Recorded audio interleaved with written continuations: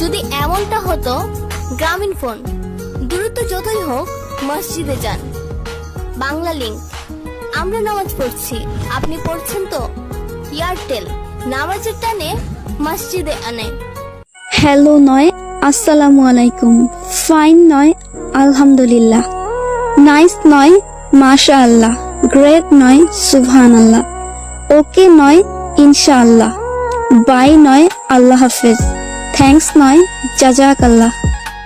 ফজরের নামাজ সৌন্দর্য বৃদ্ধি করে, জোহরের নামাজ রিজিক বৃদ্ধি করে, আসরের নামাজ সুস্থতা দান করে, মাগরিবের নামাজ চিন্তা মুক্ত করে, এশার নামাজ শান্তির ঘুম আনে।